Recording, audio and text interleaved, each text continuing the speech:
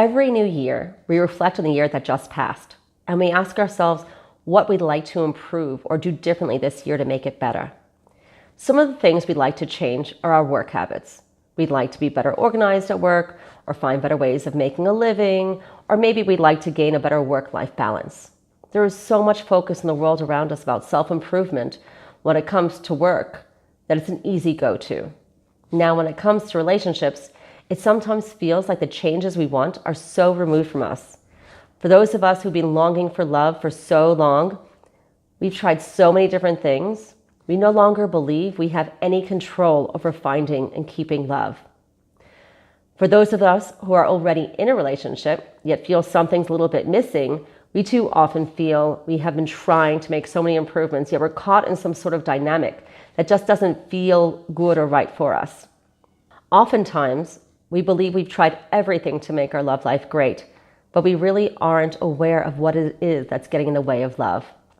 For instance, for those of us looking for love, we think that by going out on lots of dates and being very open-minded, we're doing everything. What we might not be aware of is the energy that we're bringing to the dates. Sometimes we do too much of something and we feel drained and we have no energy to give. And when we're drained, we definitely don't look as attractive, and we have a hard time feeling attraction towards anyone because we have so little left inside of us to give.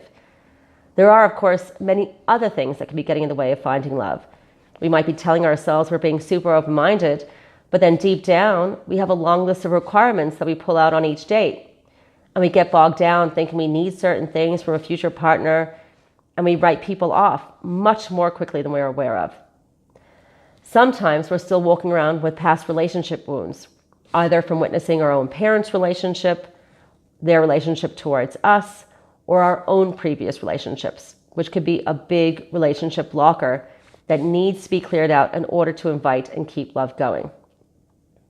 There are many other things that might be getting in the way of finding love, and I'm going to be exploring a lot of these topics in future webinars and videos. For those of us who are already in a relationship, oftentimes we want to blame our partner for not doing enough.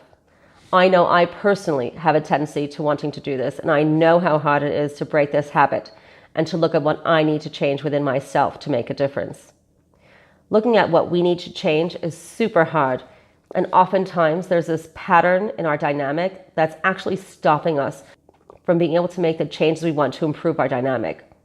That said, sometimes there are little things we could do to improve our relationship with our partner that can actually make a big shift, like making time to just notice our partner before they enter or leave the room.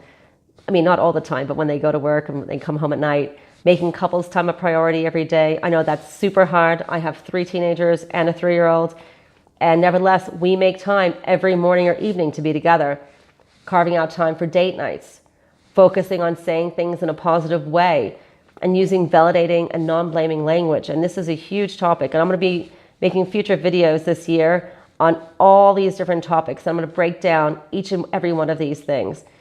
So I look forward to sharing more great content with you this year, whether it be through my podcasts on real relationships on jewishcoffeehouse.com with my awesomely funny co-host Molly Livingstone, or my video blogs and webinars. I want to wish you all a year filled with love, hope, peace, and joy.